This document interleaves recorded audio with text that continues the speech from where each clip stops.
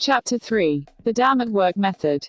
In comparison to the D.A.M.N online method outlined in the previous chapter, the D.A.M.N at Work method relies less on mass media and more on leveraging workplace allegations and work-related authorities. And while it's not quite as easy as posting allegations across the internet, the amount of effort required for remarkably destructive results is still surprisingly small. I'll illustrate with the following vignette. Kathy Cleek was a new hire.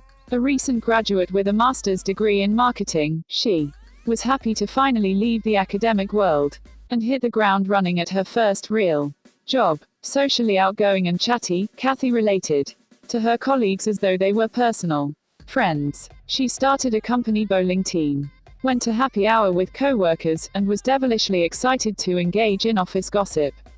Upper management liked her energy, initiative, and people personality. It wasn't long before she developed a close-knit group of followers at work. Eric, introvert, however, tended to keep to himself. True to the many stereotypes about engineers, he was more comfortable working with data and things than with people. A longtime employee of the company, he had worked his way up over the years from an entry-level position to senior engineer. It didn't take Kathy long to discover that she disliked Eric. He was reserved, had few friends, and did not participate in company social activities. Likewise, he consistently declined Kathy's invitations to join the bowling team and other such things. Worse, when she expressed new ideas about how to market the company's products, he often criticized her for overselling the product's technical capabilities. In sum, Eric got in her way and made her look bad. So, true to her nature, Kathy began to communicate her dismay to her large circle of friends at work. She complained that Eric stifled her ideas by interrupting and criticizing her during meetings. She said Eric discounted her perspectives because she was female. To be supportive, her work friends echoed her sentiments and reinforced her negative views of Eric. Empowered, Kathy then took her complaints to human resources. She stated that Eric did not acknowledge her contributions because she was a woman. She said that he spoke aggressively, and that she did not feel safe during meetings with him. When HR asked if there was anything else about Eric that made her feel uncomfortable, Kathy added that perhaps he didn't listen to her ideas because he was sexually attracted to her. And now that she thought more deeply about it, she recalled instances when he stared at her breasts rather than making eye contact while she was speaking. Further, when asked if there were any witnesses, Kathy said she had been sharing her concerns with co-workers for quite some time. They agreed with her, and they would vouch for her. HR confronted Eric. Blindsided, he said that he had no idea what Kathy or her friends at work were talking about, and that he related to her no differently than any other employee. He also said he had not violated any company policies. No one else had ever complained about him during his years with the company, and HR had no tangible evidence to support allegations of sex discrimination. Nevertheless, in order to maintain a safe work environment, promote diversity, and avoid further complications, HR mandated that Eric formally apologized to Kathy and refrain from criticizing her. They also threatened to terminate Eric if he did not comply, informed his manager of what had occurred, and added documentation about the incident to Eric's permanent personnel file. Rumors traveled fast around the company about Eric's apology and about his disrespect for women. Fearing termination, he no longer voiced his opinions during meetings and retracted his views whenever female co-workers took issue with them. He was eventually passed over for promotion. Kathy was applauded for having the bravery to voice her concerns and stand up to sexual discrimination. She advanced quickly in her career with the company. You may be thinking at this point, is that all it took to destroy Eric's career? As the vignette is derived from real incidents, I assure you that it really can be that easy. While leveraging work-related authorities is key to enabling the D.A.M.N at Work method, crafting appropriate workplace allegations and utilizing the correct channels to convey them is required to get those authorities involved. That said, let's review how to tailor the 3 fundamentals to destroy a man now at work, beginning with allegations. Crafting allegations. Money matters most to companies, and that's what's most important to keep in mind when crafting workplace allegations. Making money is a company's main purpose, it's why companies exist. Profits grow them, and financial losses lead to the death. Even companies who strive to make the world a better place couldn't do so if they didn't make money to fund their efforts. Likewise, the same is true for a company's functions or departments, and it's easy to see how functions like product development, sales, and marketing exist to make a company money. However, it's less easy to see how money is also the guiding star for functions like HR and legal departments. Make no mistake, those departments do not exist to protect or help employees despite portraying themselves that way. Rather, the primary function is to protect companies against financial losses that can arise from personnel matters, lawsuits, and the like. For example, companies invest in diversity and sexual harassment training for employees not because training creates a better workplace. Many studies show it has little effect, but because it helps protect the companies from lawsuits. E.g., companies can argue that they are not responsible for employee misconduct because they provided training on proper conduct. In some companies fully recognize the massive damage Allison allegation, Mary Media, and Arthur Authority are capable of, especially in terms of generating the kind of scandal and public outrage that results in boycotts, costly legal action, tarnished brand reputation, and other huge financial losses. In addition to posing a threat to company profitability, viable workplace allegations also require a victim in need of protection. In work contexts, victims are generally synonymous with protected classes, such as women and minorities. The term protected class stems from U.S. federal anti-discrimination law, meaning that companies are held legally liable and can lose money from allegations about mistreatment of people in protected classes. Similarly, people who have less power in organizations due to the position, title or status, e.g., entry-level employees, can also be considered victims of those who have more power.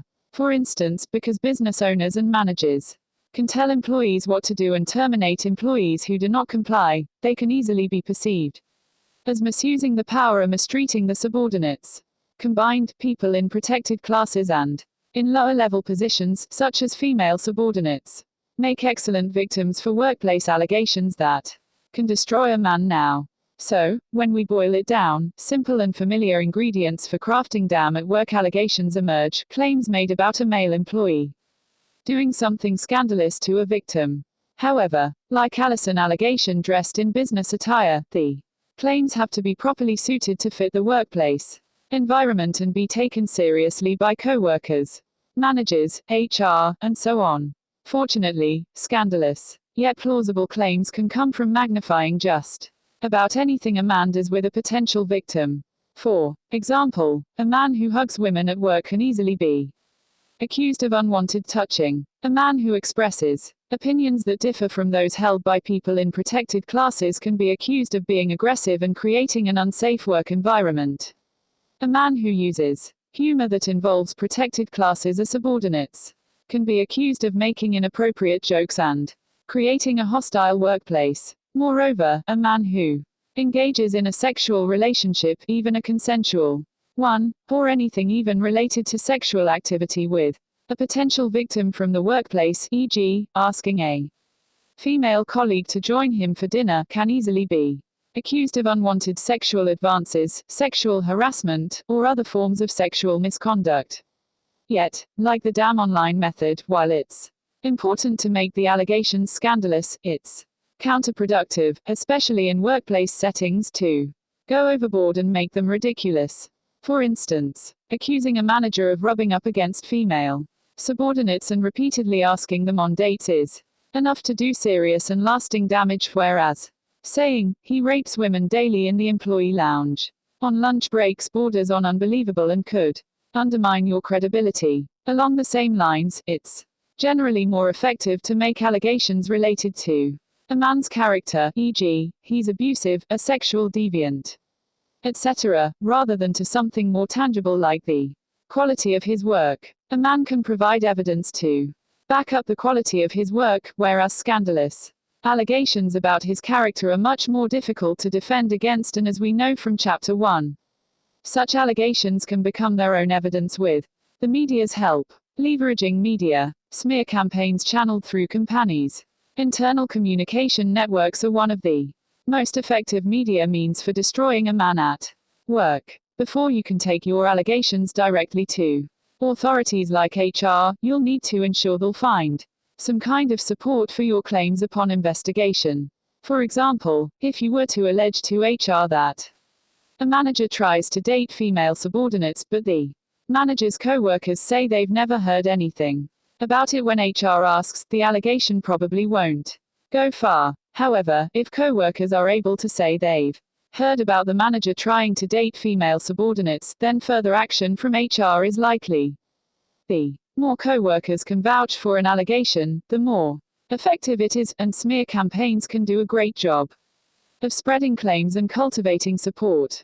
So what's required for an effective smear campaign? Well, first you'll need internal communication networks, or to put it more simply, work friends. You probably already have a network of friends at work. But if you are new to a company, or you tend to be a loner, you'll have to develop one. The vignette at the beginning of the chapter illustrated how Kathy Cleek did an outstanding job of building a broad network of work friends quickly, but it's not necessary to go as far as starting a company bowling team. And although it's outside the scope of this handbook to detail how to make friends, plenty of other books focus on that. I'll share some important tips about how to maximize your network for our D.A.M.N purposes. First, it's wise to befriend people in the company who are informally influential. These folks are akin to the popular kids at school, who set trends, gain followers, and always have friends to sit with at the lunch table. Other employees respect these people's opinions and follow the lead. In corporate lingo, people like these are referred to as opinion leaders. Gaining an opinion leader's friendship, trust, and sharing your claims with that person is almost like publishing allegations in a company newsletter. Second, it's important to befriend people in the company who are formally influential. These are folks who have power because of the position, title, a star, TUS, e.g., director, manager, etc. Building relationships with these people is a little more challenging than making friends with the popular kids just discussed. However, the obstacles inherent in organizational structures, e.g., an entry-level worker has no business talking to an executive, can be circumvented in a number of ways, such as company social events and mentoring programs. For instance, there are usually opportunities to strike up conversations with higher-level employees at company-held birthday celebrations, retirement parties, and the like. Likewise, you can join company clubs, such as the Event Planning Committee or the Diversity and Inclusion Group, that provide opportunities to network with people at various levels throughout the organization. Further, mentoring programs offer great opportunities to build close relationships with high-level people, relationships that are intended to provide support for dealing with sensitive or controversial company matters such as a hostile work environment. Third, it's useful to have many people in your work network. Even if they don't know you on a deep personal level, the sheer number of people who know of you, and think positively of you, can help greatly in terms of supporting your claims and spreading allegations. The rule of reciprocity is also important too. Keep in mind here, people are more likely to think positively of you and do something for you if you've done something for them. So be friendly and helpful to others in the workplace whenever you can, as your favors will tend to be remembered and returned in kind. Moreover, besides being useful for our D.A.M.N purposes, acting on opportunities to be friendly and helpful can advance your career in general. With your network of work friends established, you can then begin your smear campaign. Everything we've already covered about crafting allegations applies here. However, I will reiterate that the D.A.M.N at work method calls for you to be subtle and keep the idiosyncrasies of your work context in mind. For instance, setting up a formal meeting with a random employee to claim you've been raped by your manager will likely cause the coworker to become uncomfortable and pass responsibility onto HR prematurely, either by going to HR directly or encouraging you to do so. In contrast, however, saying something more subtly to a work friend during lunch, such as, "I'm dreading my next meeting with my manager, I always catch him looking at my breasts," is far more effective, especially if the work friend is an opinion leader and or has high-level status in the company. A comment, phrased and delivered in that manner, can fuel gossip that will spread your claim and garner its acceptance company-wide. Likewise, similar comments made to multiple co-workers over time, "Be careful not to overdo it," can create a groundswell, and soon employees will be whispering things like, "Watch out for that manager. Everyone says he's a creep who can't keep his eyes off women." While internal company communication channels are notably effective for destroying a man at work, media external to the company can also be leveraged to great effect. For example, the D.A.M.N online method, outlined in Chapter 2, can easily lead to a man losing his job and can even be combined with the D.A.M.N at work method. However, if destroying a man's career is your primary intention, it's especially helpful to include scandalous workplace conduct allegations when posting on complaint websites and social media. Similarly, as the examples in Chapter 2 illustrate, it's also helpful to identify a man's place of employment, his job title, and his work-related victims. Because they are public, those allegations alone can be enough to get authorities like HR and legal departments to take action, especially if they align with the allegations you've spread within the company. Leveraging authority. When it comes to the D.A.M.N at work method, the relationship between authorities affords the greatest leverage, mainly the relationship between authorities internal to the company, such as HR, and authorities external to the company, such as the U.S. legal system. As alluded to earlier, companies are fearful of financial losses imposed by external authorities, and it's a responsibility of company functions like HR and the legal department to protect against those losses by ensuring that regulations are followed and by defending against claims to the contrary. Company authorities still operate as protector and savior, but it's the company, and not you, they strive to protect most. However, that also means you can leverage the threat of going to external authorities as a way to motivate company authorities to act, e.g., conveying that you'll take your concerns to police if HR does not do something to address your allegations.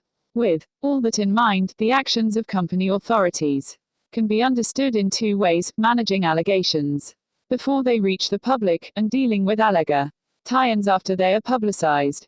Companies manage public allegations by acting to quiet them and avoid the financial losses that can result from lowered employee productivity and morale, legal claims, and the like. These actions can take several forms, beginning with coercing the accused to apologize to the accusers. An apology by the accused costs the company nothing, is relatively quick and quiet, and can save the company money by retaining employees involved and avoiding the costs of new hires. Indeed, company authorities hope an apology from the accused will diffuse allegations and reduce escalation. Likewise, HR may separate people involved to alleviate tensions by transferring them to different areas of the company, staggering work hours, and so on. Company authorities also document incidents and the steps they took to resolve them to defend against possible legal problems. Although these actions may not initially appear severe enough to destroy a man, they actually work very well for our D.A.M.N purposes. Most people perceive an apology as an admission of guilt, with the basic thinking being, why would he apologize if he didn't do anything wrong? While the apologizer usually does it because he fears losing his job, it's rarely understood by others that way. Similarly, when the company separates the accused from accusers in the workplace, people assume the accused is guilty, with the thinking being, why would the company transfer him if he wasn't a real problem?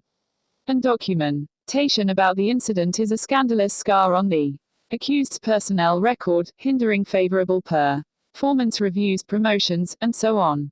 As shown with Eric Introvert in this chapter's vignette, these actions are plenty to D.A.M.N. The man's reputation is ruined, his opinions are discounted, he's passed over. For career opportunities, he is effectively condemned in the workplace. If, however, scandalous allegations about an employee become public, or it's apparent that they will become public. The easiest way for a company's authorities to avoid repercussions from external authorities is to cut ties with the accused. More specifically, when the potential financial losses to a company, e.g., from boycotts, tarnished brand reputation, or expensive legal action, exceed the money that could be saved by keeping the accused employed. The company will terminate his employment to force him to resign, which meets our D.A.M.N intentions. Notice that concepts like truth, justice, or right and wrong are not at play here. Rather, when companies are involved, it's all about money. Finally, it's typically better to leverage internal company authorities before appealing to external authorities, unless your allegations qualify as violent crimes, e.g., rape. The claims you've crafted and spread through your workplace network, e.g., sex discrimination, will likely matter more to a company's authorities than to external authorities. Moreover, once they are brought into the picture, external authorities tend to coordinate with a company's internal authorities, which can backfire if you haven't already done your groundwork with internal authorities, e.g., HR may not vouch for you.